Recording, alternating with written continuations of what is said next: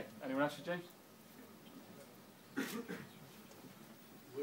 Would part of the financing of this new club, would it come through a share issue, which we supporters could involve ourselves in?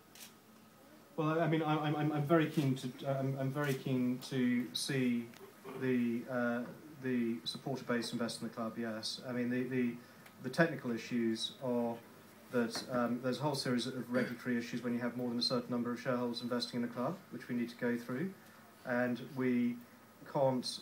What we mustn't do is find that we raise £200,000 and spend £250,000 on lawyers and accountants. So we need to find an effective mechanism to do that.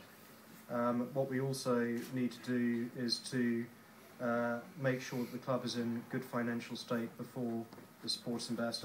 And you know, people tell me that the reason that the fan base is investing is not for a financial return; it's because they want to support their club. But from my standpoint, while there is fragility in the club's finances, I don't want the fan base to put their money at risk. I mean, so we'll stabilise the club. We'll try and work out a way, if Chris and his colleagues are willing to help guide us on what works for the fans, we'll try to work out a way which enables us to get proper fan base involvement and investment in a way which doesn't, as I say, cost a fortune to put in place. Thanks, James. Anyone else? Sure? Oh, well, I'll be asking another one. Right, gentlemen, sorry. James, you've alluded to your lack of knowledge, perhaps, on the football side of things, but have you got a vision as to what you see or how you see the football side of the club being run? I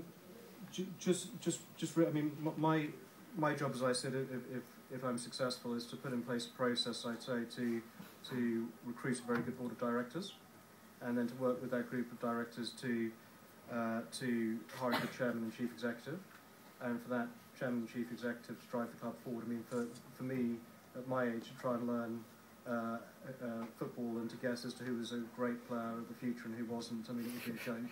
And I'm not. So as part of that process, I should hasten to add that Peter Ridsdale, and I'll say it, and if people want to critique me on it, that's fine, but Peter Ridsdale to me has been an incredibly important person in keeping this club alive. And people talk about his motivations and so on. I don't really care about that, but he's been a very good person in keeping his club alive. I think he's got football smarts beyond anything else I've seen, and he would have been a sort of very able chairman of a football club with an appropriate governance structure in place.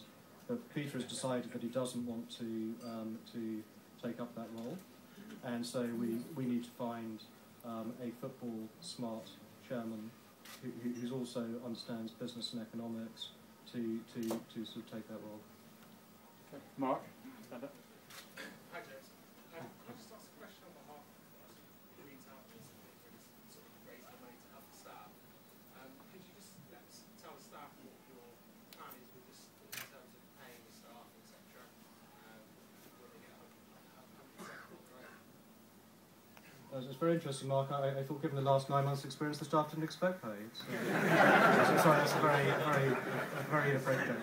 I mean, the intention is, and we haven't finalised discussions with the PFA. I mean, you know, the PFA will take decisions on behalf of no one, and if we go ahead, we'll pay for each staff member to get legal advice on the proposal. So there's not going to be anything sort of coerced or pushed on people. But in terms of the arrears, if we're successful in buying the club, we'll pay off 100% of the arrears that have been incurred to staff and players. Some of that will be upfront, and the rest of it will be spread over a period of time. And we're still in discussion with the PFA over that period of time.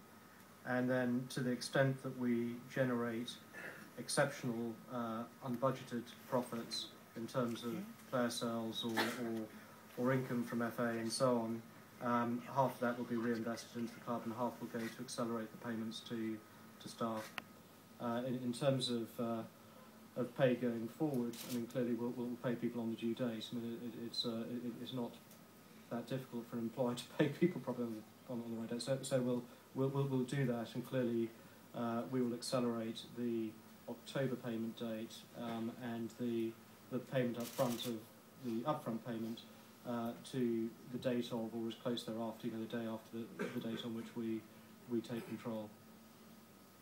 Thanks, James. Tony had a question. Hello, James. It's a Harry Enfield moment, me again. I noticed in the past week it's been, I believe, stated by yourself that you're going to absorb Argyle into the Acheron group. How far will that go? And in doing so, will Argyle's finances still be transparent?